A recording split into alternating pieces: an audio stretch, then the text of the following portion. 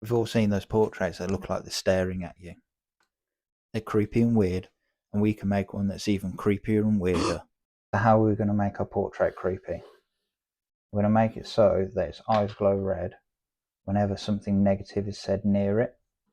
We're going to do that with a microphone, and then we're going to need to stream the audio somewhere, so we're going to need a Raspberry Pi for that.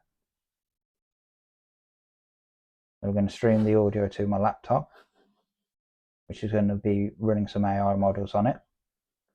And because we're going to be using WebSockets to stream the audio, they're bisexual, so they like it when data is sent in both directions. So when the AI models detect something negative being said, it sends a message back to the Raspberry Pi, and then the Raspberry Pi lights up the eyes red. We need our Raspberry Pi, breadboard with some LEDs in, some SingStar mics, and some wires to connect it all up. Next, we're going to set up the Raspberry Pi for GPIO access. Now that we've paid tribute to the Raspberry Pi gods, we can start connecting up our wires to our breadboard.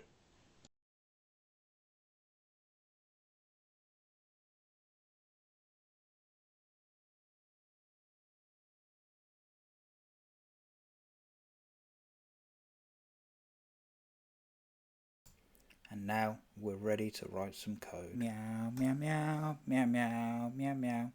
Meow, meow, meow, meow, meow, meow, meow, meow, meow, meow. A quick walkthrough for the code.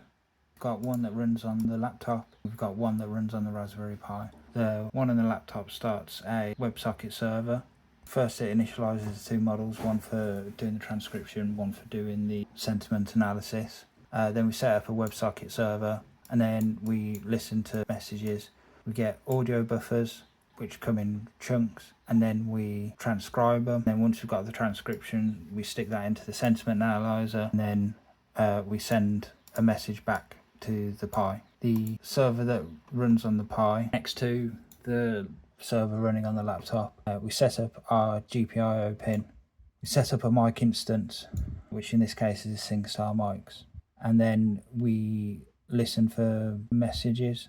When we get a message, we're simply just logging out whether it's positive or whether it's bad, and we're writing to the pin, and then we do a set timeout that after 3 seconds sets the GPIO value back to 0, so the LEDs turn off. And then I just need to draw my beautiful portrait that we're going to be using.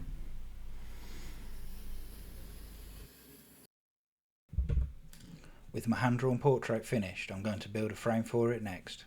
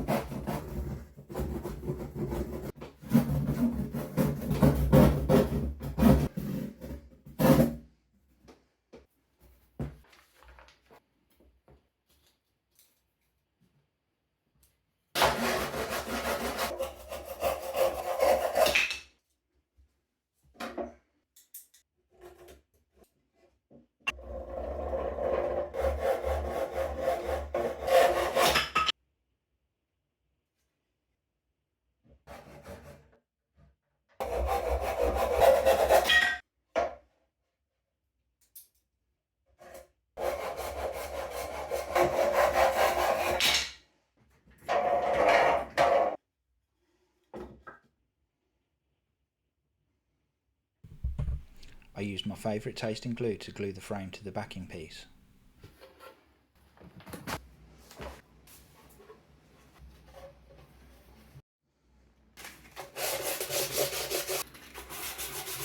With the picture frame built and sanded, I can start building the base. The base needs to be big enough and heavy enough to support the frame and mic with enough room to attach the electronics.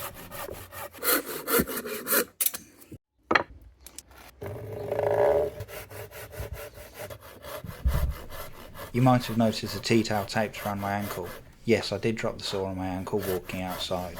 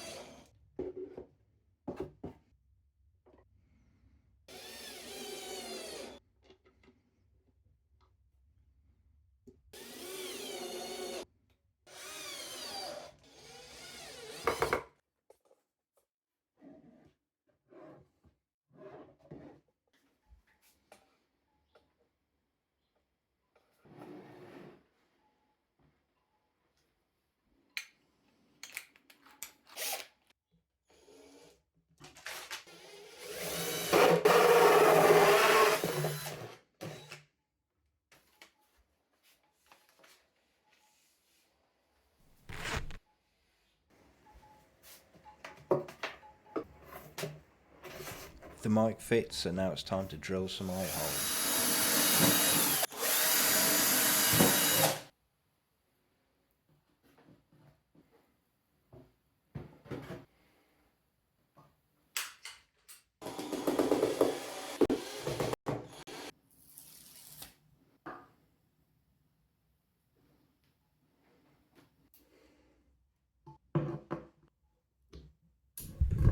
Instead of soldering all these wires together, I'll just place them loosely on the pin so they can keep falling off whenever I knock one of them. I'm so glad I carefully connected all those wires just to knock them all off, putting the mic back in. Probably should have put the mic in first. Whee! With everything hooked up, it's time to test it out.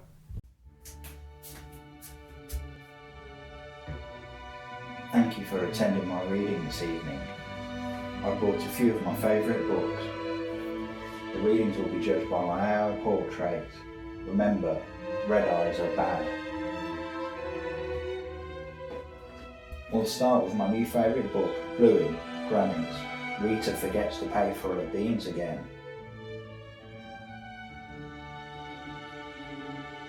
Rita makes a run for it but slips on her beans.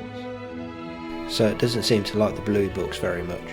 With the kid-friendly books out of the way, it's time for your mum's favourite book when she needs some alone time. For my second book, I'll be reading A Call to Silver and Flames by Sarah J. Maas. For a heartbeat, there was only the warmth of Cassian's mouth, the press of his body, the stiffness in his every trembling muscle. She only got as far as lowering her right hand before he surged forward to kiss her neck. His tongue traced a line of the column of her neck, dragging heat in its wake, and reached that spot just below her ear that had her clenching, had her whimpering.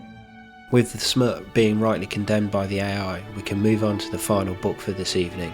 It's a new book that's just come out, something about rising up against the ruling classes. The distinguishing feature of communism is not the abolition.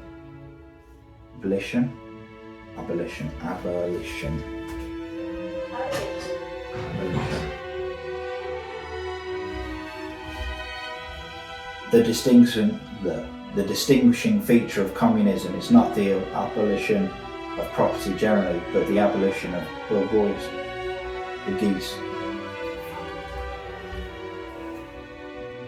And here it becomes evidence that the bourgeoisie is unfit any longer to be the ruling class in society.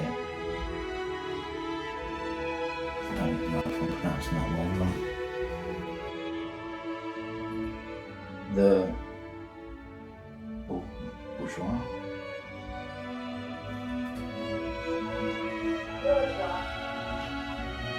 The abolition of this state of things is called by the bourgeois abolition of individuality and freedom. I'd clearly make a terrible communist. I can't even get their revolutionary terms right. Aside from the bad reading, there's an obvious problem with my AI portrait. It only records and judges in 5-second increments, so getting the timings right while I was recording the reading was a bit of a nightmare. Thanks for watching. If you liked that, or even if you didn't, please consider subscribing to see what I do next.